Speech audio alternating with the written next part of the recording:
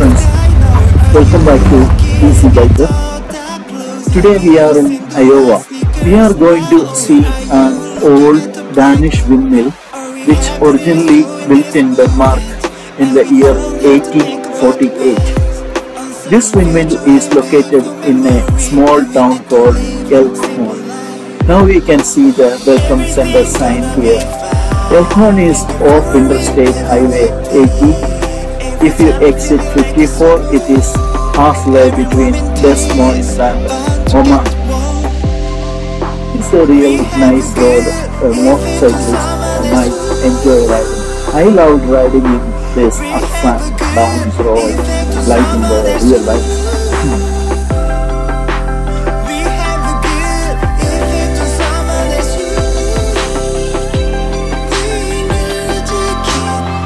Now we can see the windmill from the far. It's a nice place, fair place. There is a nice welcome sign, welcomes you with the town name, Yare.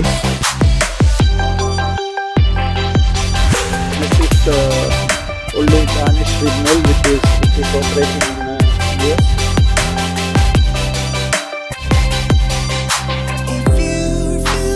There is a big spider and it is moving. Awesome. There is a good parking space outside. It is good for several vehicles to park at the same time. Let us go inside and see what they have to offer.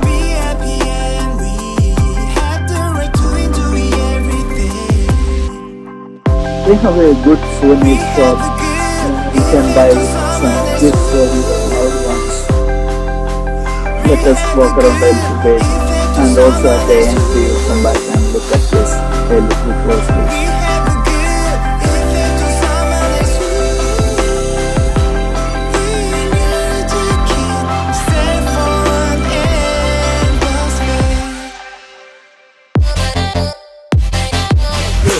On the way we saw that the sign, so we thought right there.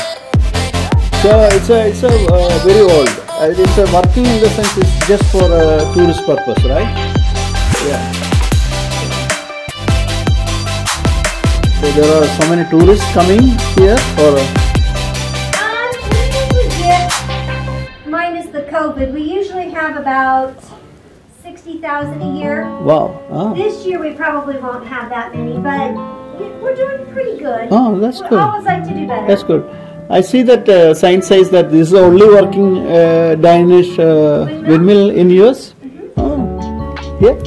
Yep, the video's in here. Oh, cool. Video.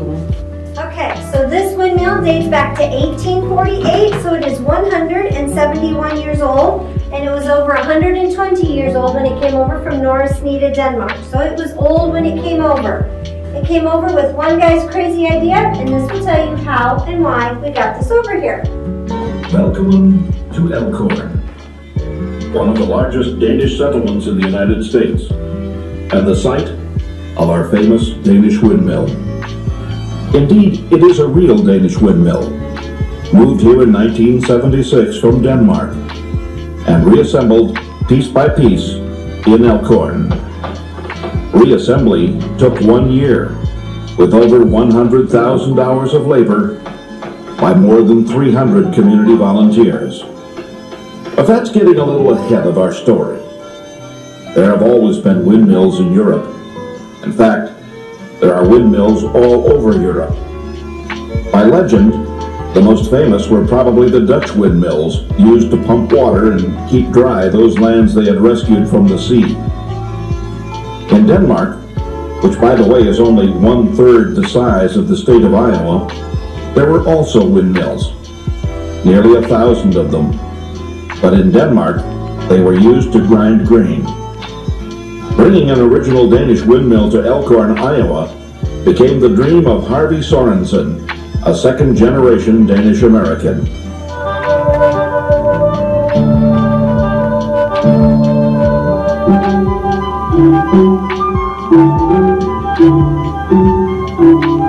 It started back in '69 when we were in Denmark the first time.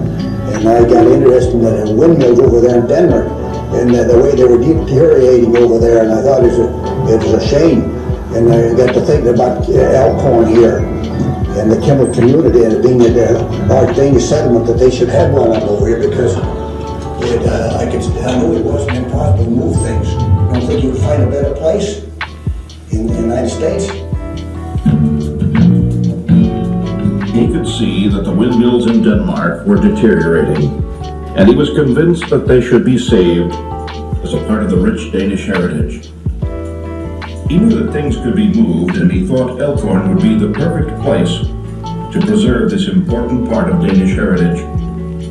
In 1975, Sorensen returned to Denmark. When he came back, he was more sure than ever that he could bring a Danish windmill to Elkhorn.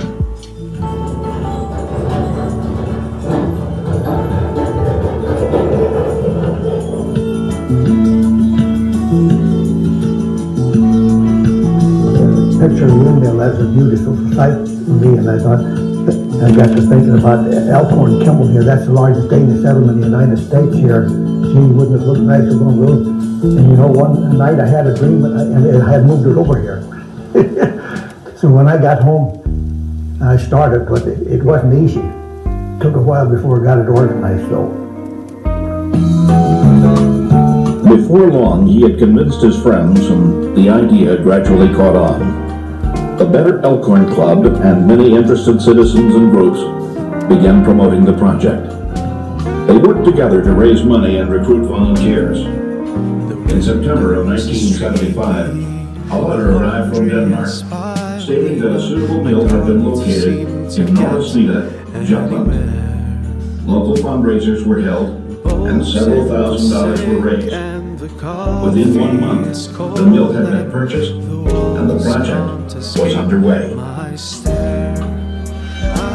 The mill was owned by Mr. and Mrs. Julius Hansen of Norra Snede. The mill itself was well over 100 years old, having been built in 1848.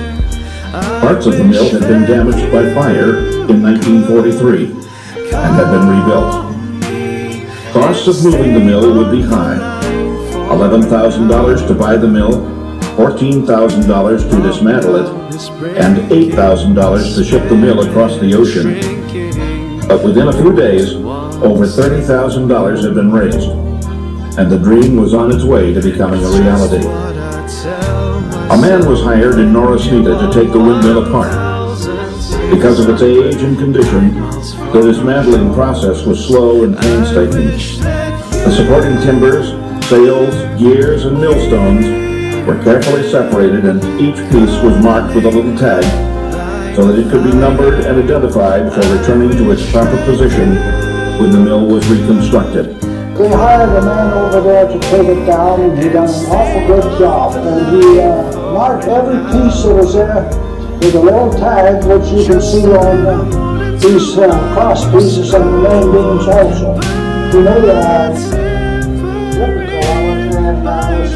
box to put on top of the box 8 by 8 on top of it. That was all of it. You can see that the sails of the mill are still missing. The original sails were 66 feet long, and to rebuild them, special fir timbers were ordered from the state of Washington. The 6-foot tips were salvaged from the originals and spliced for the new sails. The welding and shaping of the sails and the 80 cross shutter took 2 months to complete. Grooves had to be cut for each of the shutters to be attached. Here, the old and new parts of the sails are being joined. Each shutter was made with its own bracket, and each installed and checked or fit. Finally, the work on the sails was completed. And on the morning of November 14th, 1976, the 2 long crossbeams lay on the ground, ready to be lifted into place. Each beam weighed 3,500 pounds, and again the crane was instrumental in raising them into place. The crossbeam was gently coaxed into position through the opening of the wind shaft. One up, and one to go.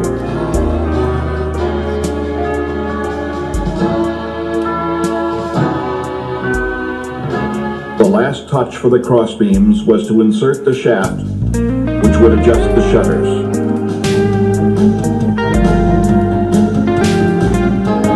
With the crossbeams in place, the shutters, which had been lifted and numbered, were affixed to the sails. Each shutter was set at a slightly different angle. 3 days later, on November 17th of 1976, exactly 1 year after the ground was broken for the project, the sails of the windmill turned in the wind. Okay friends, here we are wrapping up this video. If you like the video, kindly subscribe the channel. Take care and have a great time. See you in the next video.